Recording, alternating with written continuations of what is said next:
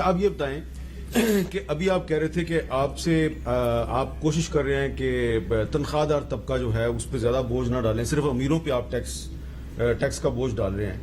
لیکن یہ جو ہم نے آپ کا بجٹ دیکھا ہے، اس میں جو آپ نے ٹیکسوں کے جو سلیب بنائے ہیں مختلف کیٹیگریز میں، تو جو ایف بی آر کے جو فائلرز ہیں جو 21 لاکھ کے قریب ہیں، 2.1 ملین، گھوم پھر کے ایف بی آر انہی کے پیچھے جاتی ہے، اپنا ٹیکس نیٹ کیوں نہیں بڑھاتی؟ حالانکہ میری اطلاع کے مطابق 11 لاکھ نئے جو ٹیکس دہندگان ہیں ان کی لسٹ تیار ہے، لیکن ایف بی آر ان کو انکلوڈ نہیں کر رہی. اس کی کیا وجہ ہے؟ مجھے یہ 11 لاکھ کی کوئی لسٹ تیار ہے مجھے نہیں پتا ہے. میں آپ کو یہ بتاؤں کہ آپ ذرا نادرا سے چیک کر لیں. میں چیک کر لوں گا وہ کچھ میں جو آپ کہہ رہے ہیں میں اس پہ آتا ہوں ایک منٹ. دیکھیں ہم اس سال ہم نے پورے پاکستان کی ریٹیل دکانوں پہ کم از کم 3,000 زیادہ سے زیادہ 10,000 روپے کا. یہی تو زیادتی ہے نا تنخواہ دار طبقے کے ساتھ. نہیں میں آ رہا ہوں، میں اس پہ آ رہا ہوں، ایک منٹ میں سب پہ آؤں گا. ہم نے ٹیکس لگایا دکانداروں کو، ہم ٹیکس میں نیٹ میں لے کے آ رہے ہیں 25 لاکھ دکانداروں کو ہم ٹیکس ریٹ میں لے کر آئیں گے. ٹھیک ہے، ان کے بجلی کے بل کے.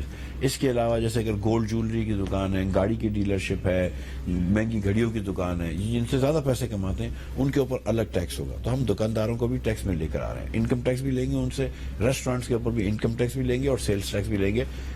جو گڈز بیچتے ہیں دکاندار ان سے سیل دونوں کو نیٹ میں لے کے آ رہے ہیں. 25 لاکھ دکانداروں کو پہلی مرتبہ کوئی ٹیکس نیٹ میں لے کے آ رہا ہے، وہ اللہ کی مہربانی سے ہم لے کر آ رہے ہیں. جو سیلری کلاس کا اس وقت جو آئی ایم ایف سے میرا ایک پوائنٹ چل رہا ہے بحث کا، وہ یہ کہ جو ایگری کر کے آ گئے تھے یہ لوگ، اس کے تحت جیسے میں نے آپ سے گزارش کری کہ لاکھ روپے کے اوپر وہ 28% ٹیکس پہ لایا تھا.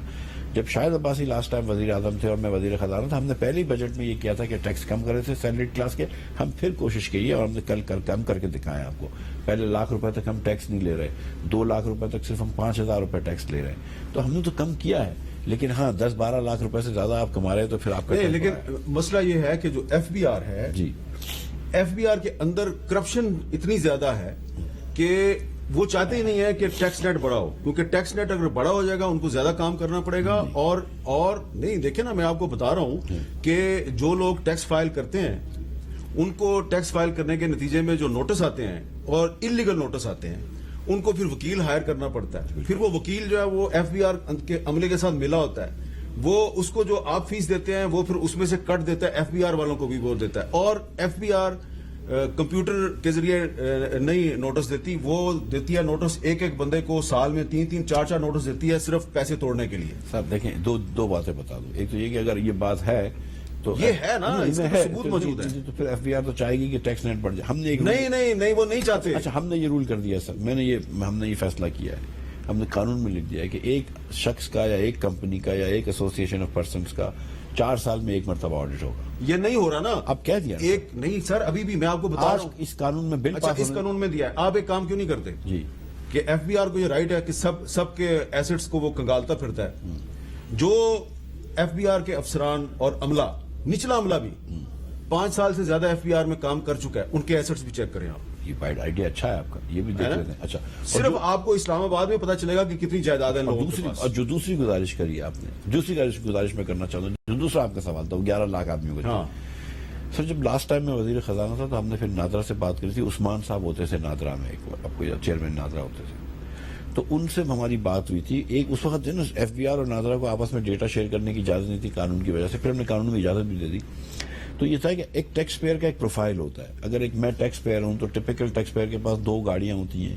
ایک گاڑی کو اچھی سی فینسی سی ہوتی ہے، اس کے پاس 1-2 بینک اکاؤنٹس ہوتے ہیں ایک سے زیادہ، اس کی فورن ٹریول ہوتی ہے، تو وہ ٹیکس پیئر ہوتا ہے. پھر ہم نے کہا کہ ایسے کیسے لوگ، کتنے لوگ ہیں جن کے پاس 2 گاڑیاں بھی ہوں گی، اچھی سوسائٹی میں بھی رہتے ہوں گے، باہر ٹریول بھی کرتے ہوں گے، لیکن ٹیکس دہندگان نہیں ہے.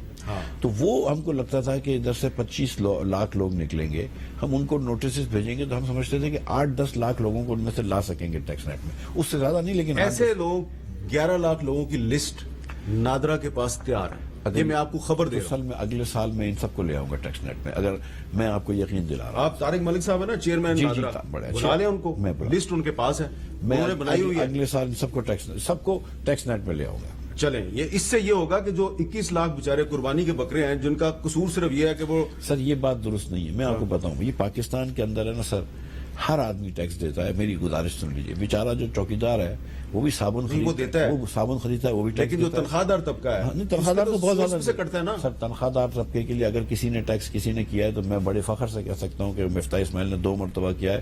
ایک مرتبہ شاہد عباسی کی رہنمائی میں اور اس بار شہباز شریف کی رہنمائی میں.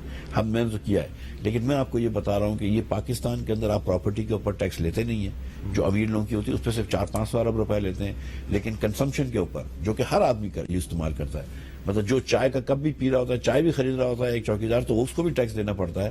تو وہ تو ہم پورے آپ پاکستان کے اس میں بجٹ سے پتا چلا کہ پاکستان دنیا میں سب سے زیادہ چائے امپورٹ کرنے والا ملک ہے. اتنی چائے پیتے ہیں ہم.